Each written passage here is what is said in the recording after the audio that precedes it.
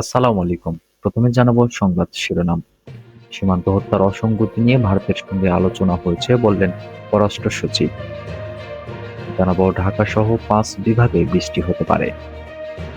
সর্বশেষ জানাবো বিনিয়োগের অভাবে পর্যটন শিল্পের বিকাশ হচ্ছে না বললেন পর্যটন উপদেষ্টা। শুনছিলেন শিরোনাম, এবারে বিস্তারিত। সীমান্ত হত্যার অসঙ্গতি নিয়ে ভারতের সঙ্গে আলোচনা হয়েছে বললেন পররাষ্ট্র সচিব। দুই দেশের বন্ধুত্বপূর্ণ সম্পর্কের সঙ্গে সীমান্ত হত্যা যে সঙ্গতিপূর্ণ নয় তা ভারতের পররাষ্ট্র সচিবকে জানানো হয়েছে।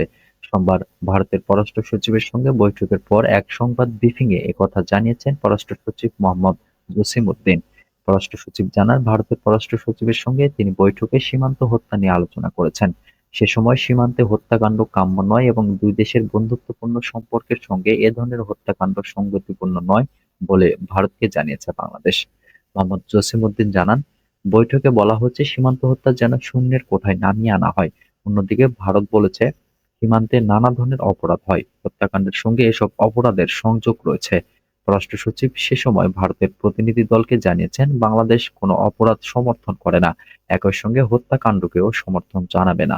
কাজেই দুই দেশের বন্ধুত্বপূর্ণ সম্পর্কের যে কথা তারা বলছেন, তার সঙ্গে সঙ্গতি রেখে হত্যাকাণ্ড শূন্যের কোঠায় নামিয়ে আনার যে অঙ্গীকার, সে বিষয়ে ভারত যেন শ্রদ্ধাশীল থাকে। এর আগে সংক্ষিপ্ত সফরে সোমবার সকালে ঢাকায় আসেন ভারতের পররাষ্ট্র সচিব বিক্রম মিস্ত্রি। এদিন রাষ্ট্রীয় অতিথি ভবন পদ্মায় বাংলাদেশ ও ভারতের পররাষ্ট্র সচিবদের মধ্যে এফওসি অনুষ্ঠিত হয়। এতে ঢাকার হয়ে নেতৃত্ব দেন জসিম-উদ্দিন, অন্যদিকে দিল্লির পক্ষে নেতৃত্বে ছিলেন বিক্রম মিস্ত্রি। দুই সচিবের মধ্যে একান্ত আলাপসহ প্রায় ৩.৫ ঘণ্টার বেশি সময় ধরে চলে বৈঠক। ঢাকাসহ ৫ বিভাগে বৃষ্টি হতে পারে। ঢাকাসহ দেশের ৫টি বিভাগে গুঁড়ি গুঁড়ি বৃষ্টি হতে পারে, এছাড়া পড়তে পারে ঘন কুয়াশা। সোমবার এমন পূর্বাভাস দিয়েছে আবহাওয়া অফিস।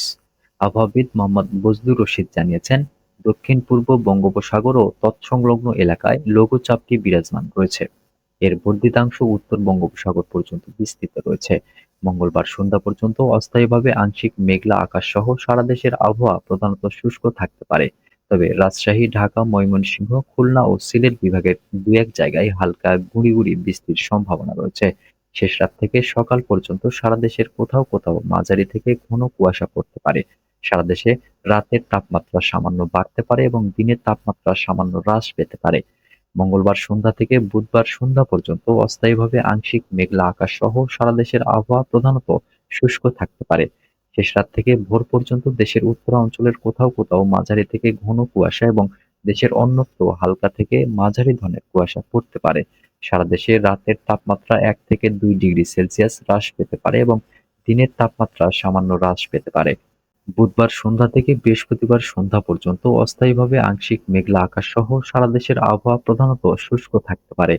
শেষ রাত থেকে ভোর পর্যন্ত দেশের উত্তরাঞ্চলের কোথাও কোথাও মাঝারি থেকে ঘন কুয়াশা এবং দেশের অন্যত্র হালকা থেকে মাঝারি ধরনের কুয়াশা পড়তে পারে। সারা দেশে রাত ও দিনের তাপমাত্রা ১ থেকে ২ ডিগ্রি সেলসিয়াস হ্রাস পেতে পারে। বর্ধিত ৫ দিনে আবহাওয়ার উল্লেখযোগ্য কোনো পরিবর্তনের সম্ভাবনা নেই। বিনিয়োগের অভাবে পর্যটন শিল্পের বিকাশ হচ্ছে না বললেন পর্যটন উপদেষ্টা। বেসামরিক বিমান পরিবহন ও পর্যটন এবং ভূমি উপদেষ্টা এ.এফ হাসান আরিফ বলেছেন, অপার সৌন্দর্যের লীলাভূমি বাংলাদেশ পর্যটনের ক্ষেত্রে হতে পারে অমিত সম্ভাবনার উৎস, কিন্তু পর্যাপ্ত বিনিয়োগের অভাবে পর্যটন শিল্পের বিকাশ হচ্ছে না। তিনি এ শিল্পে বিনিয়োগ করতে দেশি বিদেশি বিনিয়োগকারীদের আহ্বান জানান। পর্যটন উপদেষ্টা বলেন, দেশের অর্থনৈতিক উন্নয়ন ও কর্মসংস্থান সৃষ্টির ক্ষেত্রে পর্যটন শিল্প গুরুত্বপূর্ণ ভূমিকা পালন করতে পারে। বাংলাদেশের পার্শ্ববর্তী দেশগুলো পর্যটন শিল্প থেকে বিপুল পরিমাণ আয় করতে পারলেও বাংলাদেশের আয় অতি সামান্য।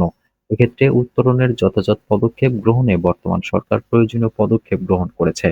উপদেষ্টা সোমবার দুপুরে রাজধানীর আগারগাঁওয়ে বাংলাদেশ পর্যটন কর্পোরেশন বিপিসি ভবন পরিদর্শন শেষে কর্মকর্তাদের সাথে মতবিনিময় সভায় একথা বলেন। বিপিসির চেয়ারম্যান শায়মা শাহীন সুলতানার সভাপতিত্বে সভায় বক্তৃতা করেন বেসামরিক বিমান পরিবহন ও পর্যটন সচিব নাসরিন জাহান, বাংলাদেশ ট্যুরিজম বোর্ডের সিইও আবু তাহের মোহাম্মদ জাবের, মন্ত্রণালয়ের অতিরিক্ত সচিব ফাতেমা রহিম ভীনা প্রমুখ।